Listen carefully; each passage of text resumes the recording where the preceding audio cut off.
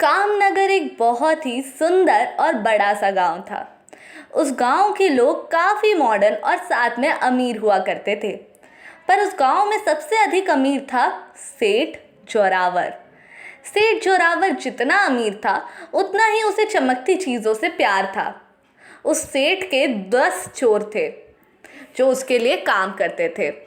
वो चोर गांव में अमीर घरों में चोरी करते और वो चोरी करा हुआ सामान लाके सेठ जोरावर को देते और उससे सेठ जोरावर अपनी तिजोरी भरता।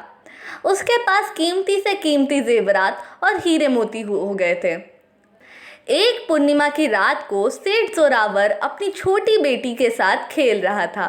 तभी उसकी छोटी सी बेटी अपने पिता से जिद करने लगी कि उसे चमकता हुआ चांद चाहिए।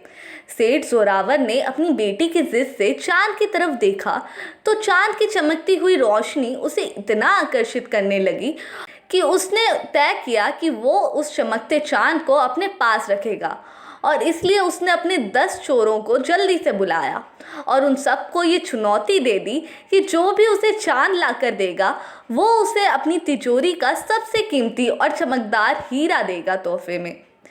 ये सुन सारे चोरों को लालच आ जाता है और वो सोचने लगते हैं कि वो चांद की चोरी कैसे करेंगे।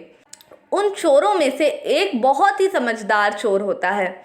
उसका नाम था किशन। क्योंकि किशन पढ़ा लिखा चोर था इसलिए उसे पता था कि चांद की चोरी करना मुश्किल ही नहीं बल्कि नामुमकिन है। इसलिए किशन दिमाग लगाता है।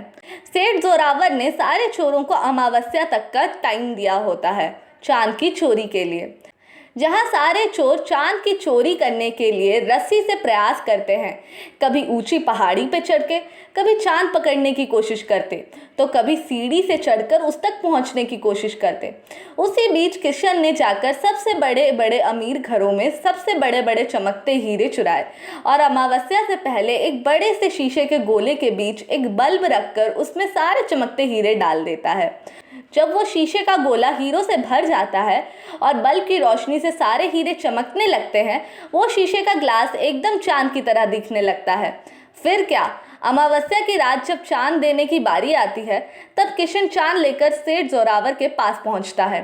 सेठ जोरावर चांद को देखकर बहुत खुश होता है और ये विश्वास करने के लिए कि ये असली चांद है वो अमावस्या की रात को आसमान में देखता है। उसे चांद नहीं मिलता। उसे भरोसा हो जाता है कि चांद उसके पास है। फिर क्या, सेठ जोरावर खुश होकर किशन को सबसे कीमती हीरा तोहफे में देता है और किशन खुशी खुशी अपने घर वापस चला जाता है।